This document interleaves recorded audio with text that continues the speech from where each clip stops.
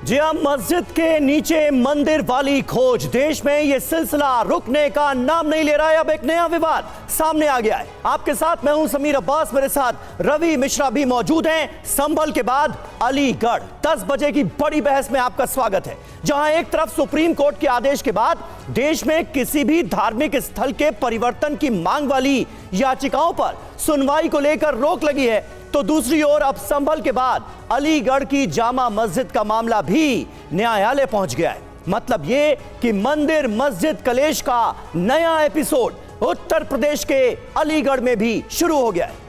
जी हां, अब विवाद का केंद्र है अलीगढ़ की मशहूर जामा मस्जिद। इस मस्जिद में मंदिर वाली खोज से जुड़ी याचिका को कोर्ट में स्वीकार किए जाने के बाद अब मौलाना और संतों के संवाद का तापमान अचानक से बढ़ गया है और इसकी गर्मी पूरे देश में महसूस की जा रही है। आज होगी इसी पर बड़ी बहस। जी हां, शुरुआत कर रहे हैं इसी अहम खबर के साथ। संभल बदायूं के बाद अलीगढ़ जामा मस्जिद को लेकर विवाद हो गया है। अलीगढ़ जामा मस्जिद में शिव मंदिर का कर दिया गया है दावा।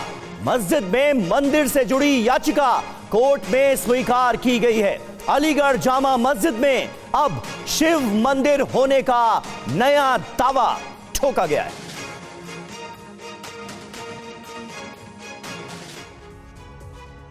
जी हां, तो अलीगढ़ की जामा मस्जिद में शिव मंदिर होने का यह दावा क्या है, विस्तार से आपको बिग वॉल के माध्यम से हम बताएंगे। सबसे पहले समझिए कि यह खबर दरअसल है क्या।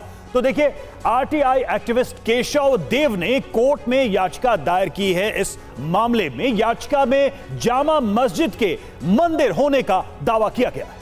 जी हां, और बौद्ध स्तूप और जैन मंदिर होने का हवाला भी दिया गया है इसी जामा मस्जिद में। जामा मस्जिद के निर्माण को पूरी तरह से अवैध करार दिया गया है इस याचिकाकर्ता की तरफ से।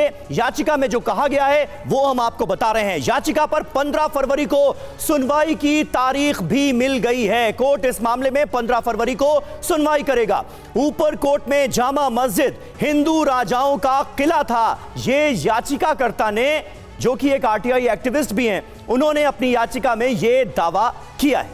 साथ ही यह दावा है कि मस्जिद को बनाने के लिए फर्जी दस्तावेज तैयार किए गए और उसके आधार पर यह किया गया। कुछ लोगों ने जबरदस्ती जामा मस्जिद स्थापित कर दी, यानी जबरदस्ती मस्जिद बनाने की भी का दावा भी इस याचिका में है। और जामा मस्जिद पर पुरातत्व विभाग से भी जानकारी मांगी गई है याचिकाकर्ता के द्वारा। पुरातत्व विभाग ने मस्जिद की जगह मंदिर की बात कही। यह दावा याचिकाकर्ता अपनी याचिका में करते नजर आ रहे हैं। बिल्कुल, शिव मंदिर को तोड़कर जामा मस्जिद खड़ी की गई है, यह दावा याचिकाकर्ता की तरफ से किया गया है। मस्जिद के निर्माण से पहले हिंदू राजा का बालाए किला था, ये इस याचिका में याचिकाकर्ता ने कहा है। और कोर्ट ने 15 फरवरी को सुनवाई की तारीख तय की है। और अलीगढ़ जामा मस्जिद विवाद पर जुबानी जंग इस बीच तेज हो गई है। दारुल उलूम के प्रवक्ता सुफियान निजामी ने कहा, सब साजिश के तहत किया जा रहा है। अखाड़ा परिषद के अध्यक्ष महंत रविंद्र पुरी ने कहा, जहां मस्जिद है वहां मंदिर मिलेगा। तो ये सनातन का बालाई किला एक शंकर भगवान का मंदिर, बौद्ध स्तूप है। बौद्ध भगवान का भी वहां मंदिर है, जैन भगवान का भी मंदिर है। इसे आजाद करने के लिए इनको यहाँ से हटाया जाए और उसे शंकर भगवान के बौद्ध स्तूप किले को अपने स्वरूप में ला करके राष्ट्रीय संपत्ति घोषित किया जाए। ये तमाम चीजें एक सुनियोजित साजिश के तहत की जा रही हैं और इसके पीछे कहीं ना कहीं बड़ी ताकतें मुलव्विस हैं, जो ये नहीं चाहती हैं कि मुल्क की गंगा जमुनी तहजीब बाकी रहे। तो ये अलीगढ़ की बात नहीं, पूरे हिंदुस्तान में जहाँ भी जाएंगे आपको मंदिरों की मस्जिद मिलेगी। तो इसमें पूरे भारत में सब जानते हैं इन लोगों ने हमारे साथ अन्याय हुआ है। तो एक के बाद एक ऐसे नए दावे, नए मामले सामने आ रहे हैं। यूपी में मंदिर मस्जिद का ये नया अलीगढ़ वाला मामला क्या है, ये नया क्लेश क्या है, जरा इस पर भी देखें। दो पक्ष इसमें अपने अपने दावे कर रहे हैं, हिंदू पक्ष और मुस्लिम पक्ष। क्या कहा जा रहा है हिंदू पक्ष की तरफ से? तो जामा मस्जिद की जगह शिव मंदिर था। मुस्लिम पक्ष कह रहा है कि मस्जिद के नीचे मंदिर खोजने का ट्रेंड खतरनाक है। जी हां, मस्जिद के पास स्तंभ पर ओम के निशान है, यह दावा भी हिंदू पक्ष की तरफ से किया गया है। मुस्लिम पक्ष का कहना है कि दरअसल मकसद माहौल को खराब करना है, इसीलिए जगह जगह ऐसी याचिकाएं डाली जा रही हैं। हिंदू पक्ष कह रहा है मस्जिद हिंदुओं के बालाए किला का है और मुस्लिम पक्ष का दावा सब कुछ सुनियोजित साजिश के तहत किया जा रहा है। जी हां, तो साजिश का शक जताया जा रहा है मुस्लिम पक्ष की तरफ से। अलीगढ़ की जामा मस्जिद को लेकर एक खास जानकारी भी सामने आई है। जामा मस्जिद में सबसे ज्यादा सोना होने का दावा किया जा रहा है। दावा है कि मस्जिद के मेहराब में भी सोने की प्लेटें लगी हैं, मीनारों में भी सोना होने का दावा किया जा रहा है। गुंबदों पर, इस मस्जिद के गुंबदों पर 500 किलो सोने की परत होने का दावा किया जाता है और कहा जाता है कि यह एशिया की सबसे ज्यादा सोने वाली मस्जिद है। टीवी 9 संवाददाता कुमार कुंदन अलीगढ़ के स्थानीय लोगों से भी इस मस्जिद को लेकर कुमार कुंदन ने बात की है। उनकी एक ग्राउंड रिपोर्ट आपको दिखाते हैं और उसके बाद फिर अपने तमाम मेहमानों का रुख करेंगे। देखिए, इस वक्त मैं अलीगढ़ में मौजूद हूं और अलीगढ़ की सबसे बड़ी खासियत अगर है तो ताले चाबी के बारे में लोग जानते हैं, लेकिन इससे इतर भी अलीगढ़ की एक पहचान है और वो है यहाँ की शाही जमा मस्जिद। यकीन मानिए देश के तमाम सारी मस्जिदें हैं, लेकिन उन मस्जिदों में सबसे ज़्यादा सोना अगर किसी मस्जिद में है तो बताया जाता है कि अलीगढ़ के इस शाही जमा मस्जिद में है। सोने की मेहराब और तमाम तरह की चीज़ें इस मस्जिद में मौजूद हैं। 1729 में बताया जाता है कि मुग़ल कालीन समय में इसका निर्माण हुआ था और 1729 से 1730 के बीच में इसका निर्माण हुआ। एक बात आपसे पूछना चाहेंगे कि इसके बारे में कई तरह की किदवंतियाँ हैं, कहते हैं कि सबसे ज़्यादा सोना यहाँ है। सही में ऐसा है? जी बिल्कुल सही सुना आपने। अच्छा, तो क्या लोग यहाँ सोना चढ़ाते हैं? चढ़ाते तो नहीं है, खैर इसकी जो मीनारें हैं, गुम्बद हैं, इस पर आपको ऑलरेडी सोना दिखेगा। अच्छा, काफ़ी टाइम से, जब से इस मस्जिद का निर्माण हुआ तब से इसमें ये सब है। अच्छा, मतलब जब से इस मस्जिद का निर्माण हुआ तब से ये गोल्ड वगैरह सोना की? जी हाँ। और अभी भी क्या लोग सोना वोना चढ़ाते हैं या नहीं? नहीं, चढ़ाते नहीं है। अच्छा, तभी का है? इसमें शुरुआत से ही है। अच्छा अच्छा अच्छा अच्छा, उसके बाद से ये हमारे देश की सबसे फेमस मस्जिद है और पूरे देश में सबसे ज़्यादा इसी में सोना है मस्जिद में। अच्छा, और किसी मस्जिद में नहीं है। अच्छा अच्छा अच्छा, तो मतलब जो मेहराब वगैरह है ऊपर में और जो गुंबद वगैरह है उसको गोल्ड प्लेटेड बनाया गया? जी जी, पूरा गोल्ड प्लेटेड है। आप लोगों ने भी देखा बचपन से? जी जी, बचपन से देखा है। अच्छा, बचपन से गोल्ड पाया गया है इसके अंदर में, लगा हुआ है। कितना खूबसूरत है इसमें? बहुत बहुत खूबसूरत है, अच्छा लगता है देखने में। अच्छा जी, इसको लेके कुछ विवाद भी है। अभी कुछ लोग कह रहे हैं कि यहाँ पे मंदिर था, इस तरह की भी कोई जानकारी है? नहीं है ऐसा। ये सब अफवाह है, सब कहने वाली बात है, ये सब बेकार की बातें हैं। तो जो स्थानीय लोग हैं उनका कहना है कि जो सोना है सबसे ज़्यादा इस मस्जिद में है। एक ज़माने में बाकायदा जो बना है उसके बाद से वही स्थिति है। दूसरी बात, इन सब के बीच एक आरटीआई एक्टिविस्ट का ये दावा है कि यहाँ पे एक मंदिर हुआ करता था और उस मंदिर को तोड़कर मस्जिद बनाई। हालांकि इस पूरे मामले पर अदालत में समय मिला है और अदालत में इस पे बहस होनी बाकी है, लेकिन इन सब के बीच जो सबसे जानने वाली बात है और सबसे महत्वपूर्ण बात है वो है अलीगढ़ का उस मस्जिद के बारे में और भी कई ऐसी चीज़ें जो शायद पता नहीं है। और उसमें सबसे महत्वपूर्ण ये है कि हिंदुस्तान की पहली ऐसी और सबसे बड़ी मस्जिद है जिसमें कि सबसे ज़्यादा सोना है। कैमरामैन संदीप के साथ कुमार कुंदन, टीवी 9 भारतवर्ष, अलीगढ़।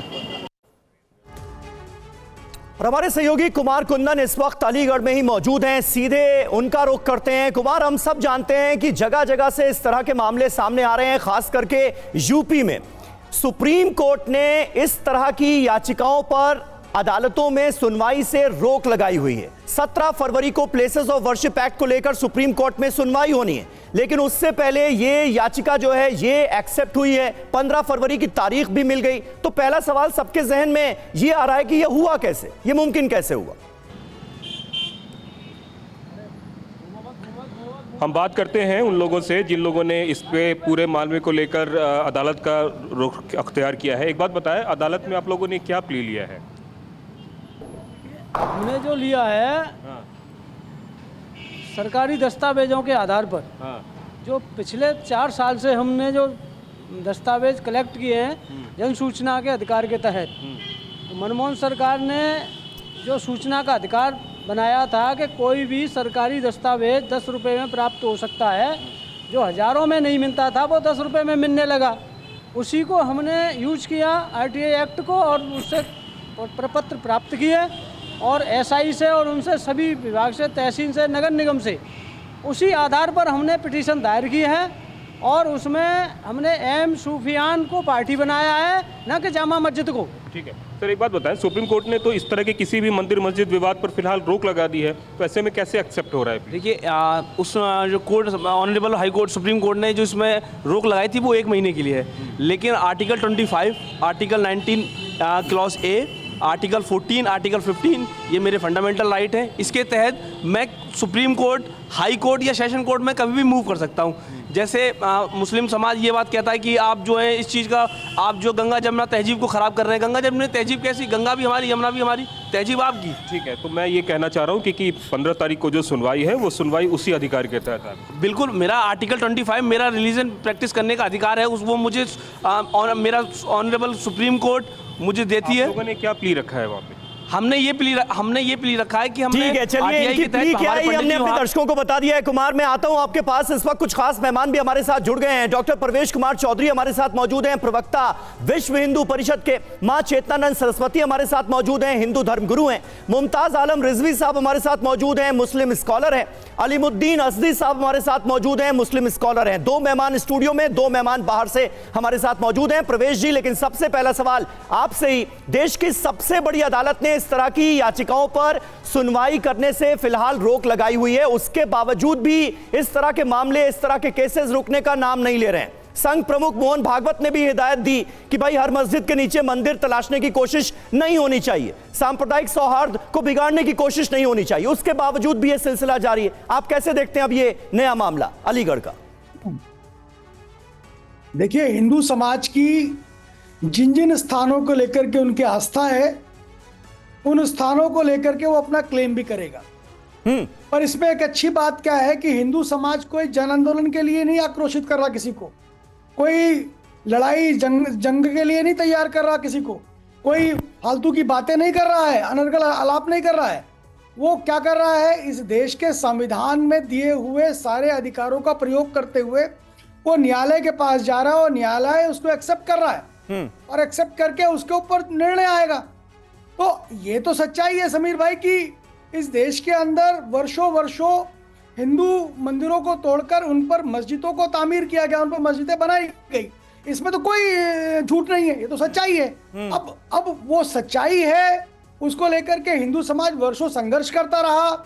लेकिन जबकि समाज में एक राय बनी है कि कोई हमको डायरेक्ट संघर्ष नहीं करना, तो संघर्ष किसके माध्यम से करना है, बातें किसके माध्यम से करनी है, तो कोर्ट के माध्यम से करनी है। तो हिंदू समाज शांतिपूर्ण तरीके से संविधान में विश्वास करते हुए वो कोर्ट में जा रहा है और कोर्ट के द्वारा जो भी निर्णय आएगा। नहीं प्रवेश जी, लेकिन आपको नहीं लगता कि इस तरह के जो केसेस सामने आ रहे हैं, जगह जगह से इस तरह के जो केसेस सामने आ रहे हैं, इससे देश के सांप्रदायिक सौहार्द को एक खतरा है? हमने देखा संभल में क्या हुआ इससे पहले, और इसी मोटिव के तहत, इसी उद्देश्य के तहत तो 1991 का प्लेसेस ऑफ वर्शिप एक्ट लाया गया ना, ताकि राम मंदिर अयोध्या को छोड़कर ऐसे कोई मामले फिर दोबारा ना सामने आए, इस तरह से मस्जिदों में मंदिर है ये क्लेम ना हो। उद्देश्य तो यही था, फिर उसका मकसद ही क्या रह गया? समीर भाई, सौहार्द की जिम्मेदारी और कि केवल जिम्मेदारी हिंदू समाज की तो नहीं है।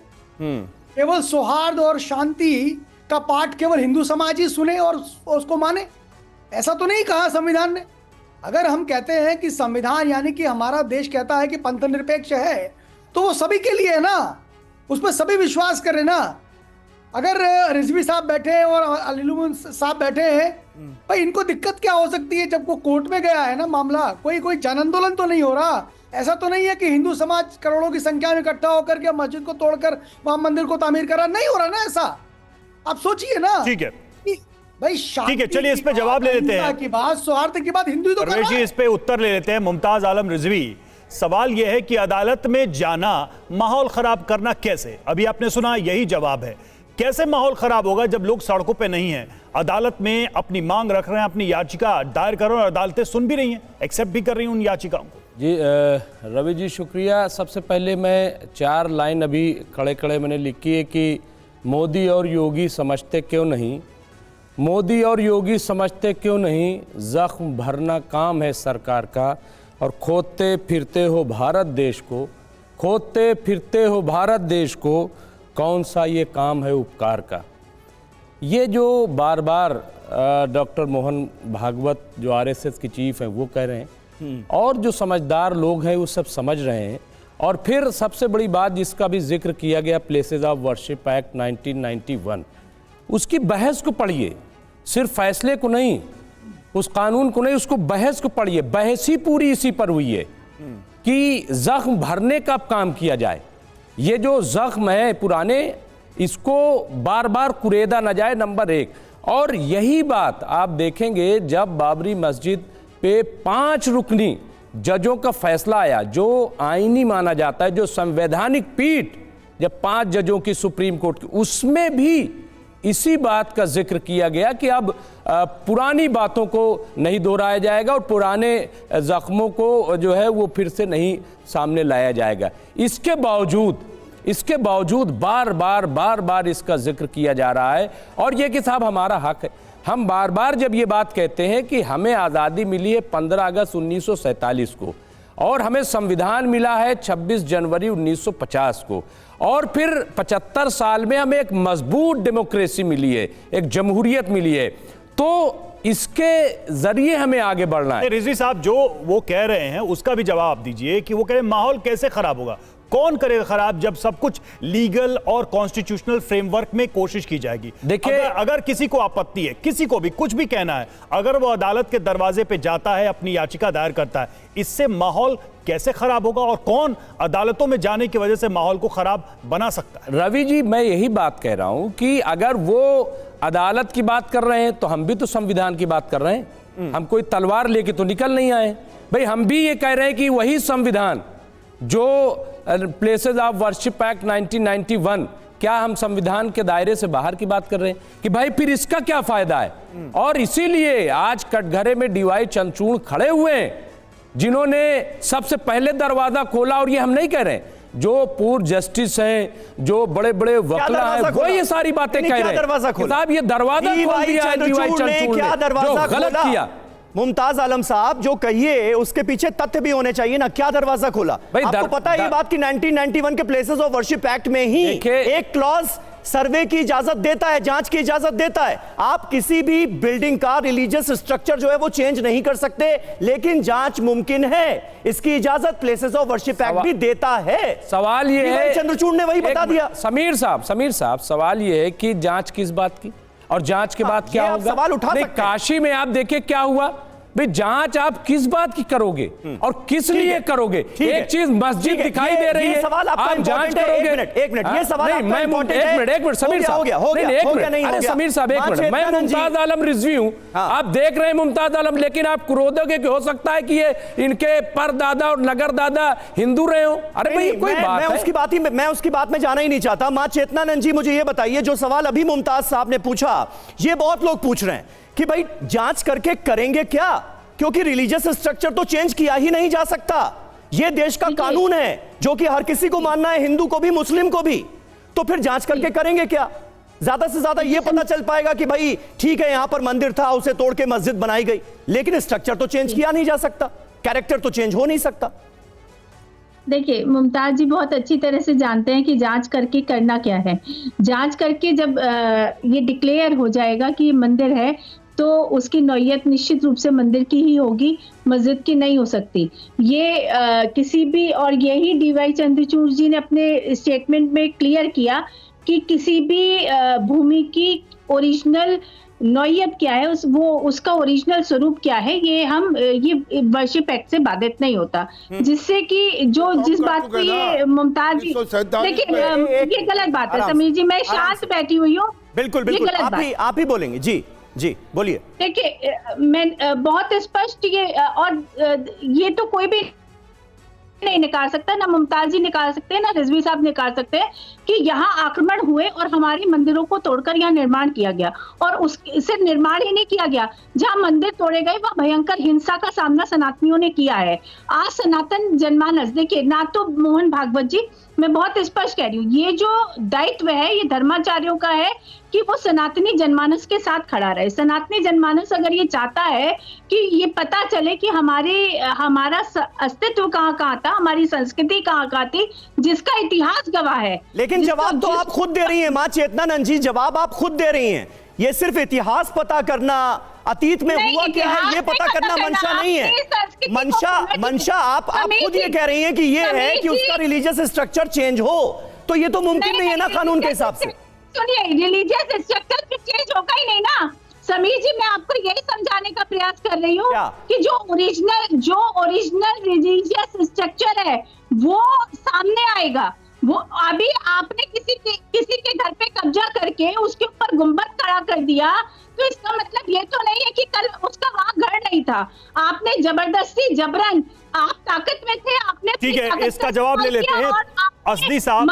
ठीक है, आपने जो बात कही, आपने जो तर्क दिया उसका जवाब ले लेते हैं असदी साहब।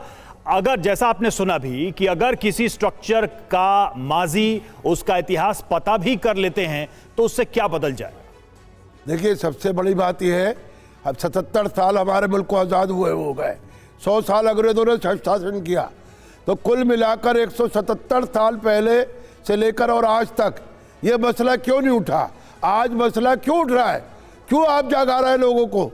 अगर आप जगाने का काम करते हैं, बेशक जगाइए, लेकिन आप हिंदुस्तान का कानून के खिलाफ नहीं जा सकती। जब हमारा मुल्क आज़ाद हो गया और हमारे मुल्क का कानून बन गया 1950 में, तो जिस तरह का असदी साहब, लेकिन कौन कानून के साथ रहेगा, कौन कानून के साथ है, कौन खिलाफ है, ये तो अदालतें तय करेंगी। नहीं, अदालत नहीं, आप कैसे तय करेंगे कि कौन कानून के खिलाफ? हमारे जैसे लोगों ने हिंदुस्तान का संविधान बनाया है, उसके अंदर हिंदू, मुसलमान, सिख, ईसाई सब लोग शामिल थे। ये कैसे कह देंगे कि हमें कैसे निर्णय लेना? ये हमारा संवैधानिक अधिकार है। हमने हिंदुस्तान में रहने के लिए वचनबद्ध है और हम रहते हैं हिंदुस्तान में, क्योंकि हमारे पूर्वज यहाँ हजारों साल से रहते हैं और हमने इस धरती को अपनी इसको वतन माना है। और वतन मानने के बाद हमारा कर्तव्य बनता है कि हम कोई गलत काम हो रहा है उसका जो है वो विरोध करें, और ये कानूनी हमें संवैधानिक हक है कि हम लोगों में प्यार और मोहब्बत बांटे, ना कि नफरत बांटे। अब हर जगह अगर आपको मस्जिद में मंदिर नजर आएगा और ये कह देंगे कि कानूनी अधिकार है, तो ये कौन सा अधिकार है भाई? असदी साहब, लेकिन ये अधिकार तो है, पाबंदी लगा दी। प्लीज आप सभी से गुजारिश है, एक एक करके नहीं, मां चेतनानंद जी, ऐसे नहीं। असदी साहब, इसी कानून का जिसका आप ही जिक्र कर रहे हैं, 1991 प्लेसेस ऑफ वर्शिप एक्ट, इसी में यह प्रावधान भी तो है कि जांच हो सकती है। आप रिलीजियस स्ट्रक्चर नहीं चेंज कर सकते इमारत का, धार्मिक इमारत का, लेकिन जांच हो सकती है। तो अगर हिंदू पक्ष ये कह रहा है कि भाई हमें अतीत पता करना है, इतिहास जानना है कि अतीत में हुआ क्या था, कैसे हमारे मंदिरों को तोड़कर मस्जिदें तामील की गई, तो इसमें क्या दिक्कत है? नहीं, अतीत में इतना समय क्यों लग रहा है?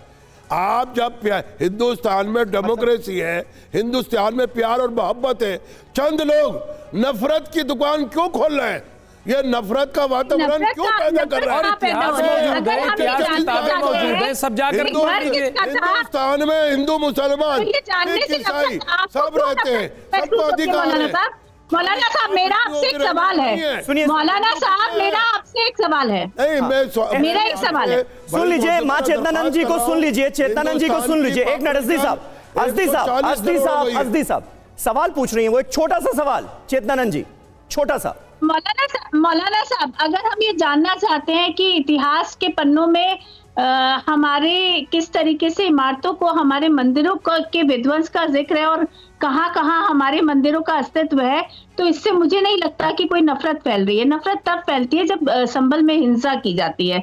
जिस तरीके से टारगेट किया जाता है पुलिस को वहां पर, और जिस तरीके से वाहनों को जलाया जाता है, मुझे लगता है नफरत उससे फैलती है। लेकिन न्यायालयों का दरवाजा खटखटाने के लिए पूर्णतः अधिकार आपको भी और पूर्णतः अधिकार हमें भी है। जल्दी से कुमार कुंदन हमारे साथी हैं, उनके पास जाएंगे। 5 मारे गए, फिर भी इल्जाम हम पे आ रहा है कि हमने झगड़ा फिसाद किया। ये काम ठीक है, कुमार कुंदन, वहां पर जो मौजूद लोग हैं जरा उनसे पूछिए। यहाँ स्टूडियो में ये बातें हो रही हैं और ये कहा जा रहा है कि ये जो इस तरह के इश्यूज को उठाने की जो टाइमिंग है, वो टाइमिंग जो है अपने आप में बहुत सारी बातें कहती है, बहुत सारा इशारा करती है। अभी अचानक से सबको क्यों मंदिर, जमीन खोद के मंदिर ढूंढना है? अचानक से ये सिलसिला क्यों चला है? मैं यहाँ के स्थानीय लोगों से ही बात करने की कोशिश करता हूँ। एक बात बताएं, जो अभी मुद्दा चल रहा है, जो शाही मस्जिद को लेकर बात हो रही है, आप लोगों की क्या राय है? क्या लगता है जिसकी वजह से ये सब कुछ हो रहा है? देखिए, ये फर्जी लोग हैं और ये सिर्फ टीआरपी के लिए हैं। सिर्फ इनको कोई जानता नहीं है, पहचानता नहीं है, समाज में इनकी कोई हैसियत औकात नहीं है। ये वो लोग हैं जो समाज से धुतकारे हुए, नकारे हुए लोग हैं। ये अपने आप को चमकाने के लिए ऐसे मुद्दों को उठाने की कोशिश करते हैं जो टीवी चैनल दिखाएं, इस पर डिबेट्स हों और मतलब इनको लोग पहचाने जाने, और इनकी कोई समाज में हैसियत नहीं है। और दूसरी बात यह है कि अगर ये बता दें कि बालाई किले का मतलब क्या होता है, बालाई का हिस्से किसको कहते हैं, तो ये उसका भी जवाब नहीं दे पाएंगे, ये कह रहे हैं वो। और दूसरी बात यह कि जिस नगर निगम का ये हवाला दे रहे हैं, उस नगर निगम ने अगले ही दिन इसका खंडन किया था और कहा है कि बालाई किला नहीं है बल्कि ये जामा मस्जिद है। और एक बात मैं और ऐड कर दूं कि वही नगर निगम इसके सुंदरीकरण के लिए इसको जो है, जो जगह चौराहे इन्होंने सुंदरीकरण के लिए इन्होंने चुने थे, उसमें एक जामा मस्जिद भी है। तो इनको शर्म आनी चाहिए कि ये ऐसे मुद्दों को रेस कर रहे हैं जो हिंदुस्तान में गृह युद्ध की तरफ हिंदुस्तान को धकेल देंगे, जिससे न सिर्फ अलीगढ़ बल्कि पूरे हिंदुस्तान में तनाव पैदा हो गया है। और सारे मुसलमान अब इस बात की तरफ सोचने में मजबूर हो गए हैं कि हमारी कोई मस्जिद महफूज नहीं है, कि हमारा कोई धर्म स्थल महफूज नहीं है। 1991 वर्शिप एक्ट का ये सम्मान नहीं कर रहे, सुप्रीम कोर्ट का ये सम्मान नहीं कर रहे हैं। आप बुजुर्ग हैं, आपकी क्या राय है उसको लेके? ये बिल्कुल सही कह रहे हैं। जो बात है वो यही है कि असलियत में ये लोग अपने आप को दिखाने के चक्कर में हैं, लोगों को समाज में फूट डालने के चक्कर में, और कुछ नहीं, इसके अलावा कुछ नहीं। आप लोग भी हैं, आप लोग का क्या कहना है इसको लेके? देखिए, ये स्पष्ट तौर पर है कि ये जो याचिका करता है उसने कुतर्कों के साथ एक याचिका दायर की है। अभी याचिका मंजूर नहीं है, एक तारीख पड़ी है और याचिका खारिज कराने का काम हम लोग करेंगे। मैं कहना चाहता हूँ, ये कह रहे हैं ASI के जो RTI रिपोर्ट है वो हमारे पास है, ये दिखा दीजिए। इसमें साफ लिखा हुआ है कि कोई बालाई किला नहीं है, और ये RTI इन्हीं के द्वारा मंगाई गई है, इन्हीं याचिकाकर्ता के द्वारा मांगी गई है, जिसमें साफ लिखा हुआ है कि ये यहाँ बालाई किला नहीं है। बावजूद इसके ये बार बार मीडिया में आकर अलीगढ़ के लोगों को, देश के लोगों को गुमराह कर रहे हैं। ये तो कह रहे हैं कि नहीं है, ऐसा कुछ है। ये ASI की रिपोर्ट है, ASI की देखिए ना। देखिए, अभी हमारे मुफ्ती साहब ने एक अभी भाषा का इस्तेमाल करा कि ये फर्जी लोग हैं। सबसे पहले आप अपनी भाषा का मर्यादा दीजिए। मर्यादा मैं पॉइंट पे आ रहा हूँ। 15 फरवरी उसमें लगी हुई है। आप ASI एक रिपोर्ट पे जवाब दे रही है, उसको ऑनरेबल कोर्ट हमारी सुनेगी। आप कौन होते हैं? आप बार बार ये कहते हैं गृह युद्ध, आप में इतनी सहन शक्ति नहीं है कि आप एक प्लेटफॉर्म पे आके, एक जुडिशली प्लेटफॉर्म पे आके आप एक मिनट देखिए, इन्होंने कहा है कि SIT क्या कह रही है। इन्होंने उस दस्तावेज को दिखाया है जिस दस्तावेज में SIT ने ये कहा है कि ASI ने, पुरातत्व विभाग ने, हर आदमी ASI नहीं समझेगा, हिंदी में बताता हूँ, पुरातत्व विभाग उसने ये कहा है मेरे RTI के जवाब में कि ऊपर कोट बालाई किला जामा मस्जिद के नाम से हमारे यहाँ कोई भी स्मारक दर्ज नहीं है। खुद कह रहे हैं। सुनिए, ये आप पहले सुन लीजिए पूरी बात। और सुनिए, दूसरी RTI का मैं आपको जवाब देता हूँ। मेरी दूसरी RTI में वो जवाब ये दे रहे हैं, ये दूसरी RTI का जवाब है कि इसमें दूसरी RTI में ये जवाब है कि शंकर के आकार का लगभग 700 लंबा और 300 मीटर टीला, जिसका एक भाग बौद्ध स्तूप या सुनिए, ये सवाल क्या है? सुनिए, पहले आप सुन लीजिए जवाब। ये मैं दिखा रहा हूँ। ये बौद्ध स्तूप या मंदिर का अवशेष प्रतीत होता है। पुराना याचिकाकर्ता अपने दावे पर अड़े हुए हैं। वो कह रहे हैं कि जो RTI से उन्हें इंफॉर्मेशन मिली है उसमें बौद्ध स्तूप का जिक्र है, जैन मंदिर का जिक्र है, शिव मंदिर का जिक्र है। स्थानीय लोग उनके दावे को वहीं पर खारिज कर रहे हैं। लेकिन ये सारा विवाद पैदा ना हो, सांप्रदायिक सौहार्द ना बिगड़े, इसीलिए तो संघ प्रमुख मोहन भागवत ने भी एक सलाह दी थी, लेकिन उनकी सलाह पर कोई अमल करने के लिए तैयार नहीं है। मोहन भागवत के मंदिर मस्जिद वाले बयान का योग गुरु बाबा रामदेव ने भी समर्थन किया। TV9 के खास शो में बाबा रामदेव ने कहा कि भागवत का बयान राष्ट्रीय एकता के नजरिए से बिल्कुल सही है। सुनिए। क्या स्वामी रामदेव संघ प्रमुख मोहन भागवत जी के बयान से सहमत हैं कि देश में हर मस्जिद के नीचे मंदिर नहीं ढूंढा जाना चाहिए? देखिए, मोहन जी बहुत बड़े विचारक हैं और RSS एक बहुत गंभीर संस्था है, राष्ट्रवादी संस्था है। और लोग तो अभी तक तो यही आरोप लगाते थे कि ये तो मुसलमानों को टारगेट पे लेते हैं। उन्होंने जो बात कही है कि भाई जो कुछ बड़े हमारे तीर्थ हैं, बड़े देवस्थान हैं, उनको छोड़ करके बाकी हर जगह आप मंदिर मस्जिद करेंगे तो देश में जो सद्भावना का माहौल है वो बिगड़ेगा। तो मोहन जी ने जो बात कही है वो राष्ट्रीय एकता अखंडता संप्रभुता की दृष्टि से ठीक है। जहाँ तक रहा प्रश्न हमारे मंदिरों की अस्मिता का और आक्रांताओं ने जो हमारे मंदिर तोड़े, वो भी एक सच्चाई है। लेकिन मोहन भागवत जी ने जो बयान दिया उनकी मंशा एकदम ठीक है। कुछ लोगों ने उसको उस परिप्रेक्ष्य में नहीं लिया जिस परिप्रेक्ष्य में, जिस संदर्भ में उन्होंने कहा। मोहन भागवत जी ये भी कहते हैं कि कुछ लोग विवाद खड़ा करके हिंदुओं का नेता बनना चाहते हैं। वो किस तरफ इशारा कर रहे हैं? अब ये थोड़ी बहुत ज़्यादा एक तरह से कंट्रोवर्शियल बात हो जाएगी, लेकिन ये बात सही है कि विवादों से कभी कोई बड़ा नहीं होता। तात्कालिक रूप से हो सकता है किसी का नाम अखबार में चल जाए, टीवी पर ब्रेकिंग बन जाए, लेकिन आदमी बड़ा जो है वो अपने काम से होता है। इसलिए सबको मिलकर के ऐसा काम करना चाहिए कि हमारे काम से हमारा ही नहीं पूरा हिंदुस्तान बड़ा होना चाहिए, भारत बड़ा। और विश्व हिंदू परिषद से प्रवेश चौधरी जी भी हमारे साथ मौजूद हैं। प्रवेश जी भी आप भी सुन रहे थे बाबा रामदेव को भी। आपने ये क्लियर किया है वीएचपी ने, संघ ने, कि अब मस्जिद के नीचे मंदिर अगर ढूंढा जाएगा तो उसके लिए संघ वीएचपी कोई आंदोलन नहीं करेगी। लेकिन क्या भागवत जी के ज्ञान को, भागवत जी के संदेश को, जो उन्होंने एकता और भाईचारे का संदेश देते हुए एक तरह से यह बताने की कोशिश की है कि ऐसा नहीं होना चाहिए और इस तरह के विवाद उठाकर कुछ लोग हिंदुओं का नेता बनने की कोशिश कर रहे हैं, तो उनका यह संदेश हिंदू समाज तक जाए, इसके लिए आप लोग कोई कोशिश करेंगे या नहीं करेंगे? क्योंकि आरएसएस के प्रमुख पद पर बैठा एक शख्स यह सलाह दे रहा है लेकिन उसको मानने के लिए कोई तैयार नहीं। ऐसा है समीर जी, हिंदू समाज ने हमेशा सौहार्द की बात करी है और सह अस्तित्व में विश्वास अगर किसी ने किया है तो वह हिंदू ने किया है। हिंदू सह अस्तित्व में विश्वास करता है। और देखिए, मुमताज भाई ने एक बड़ी बात कही और उन्होंने अलीमुद्दीन साहब ने भी कही। मैं एक बात आपको बता देता हूं जी। कोई भी मंदिर बनता है उसमें एक मूर्ति आती है। वो मूर्ति केवल पत्थर की नहीं होती, उसमें प्राण प्रतिष्ठा करी जाती है। प्राण प्रतिष्ठा करने के बाद फिर वो पूजित होती है, उसकी पूजा करी जाती है। यानी कि वो पत्थर की हो सकती है आपके लिए, पर वो पत्थर की हिंदू समाज के लिए नहीं हो सकती है। उसमें प्राण की प्रतिष्ठा करी गई है, उसमें प्राण है और उन प्राणों की हत्या करी है किन्होंने? आक्रांताओं ने।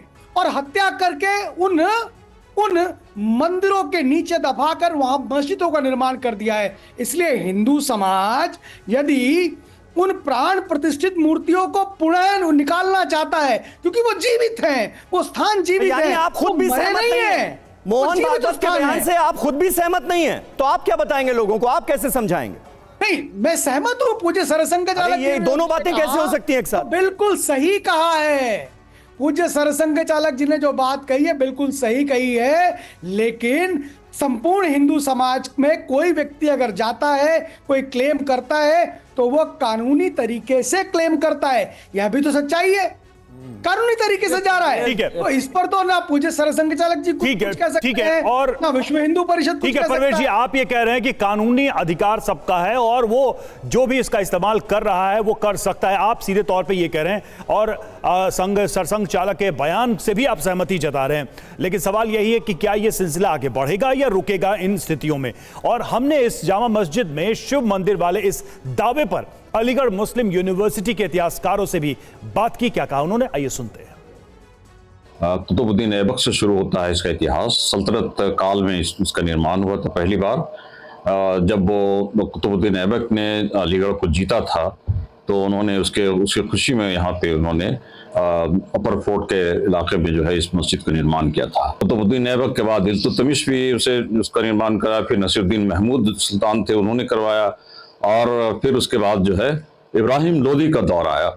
इब्राहिम लोदी के दौर में भी उसका निर्माण हुआ है। चूंकि इब्राहिम लोदी यहाँ आगरे में रहते थे तो उन्होंने यहाँ नज़दीक में उसको ये पा करके तो उसका निर्माण करवाया।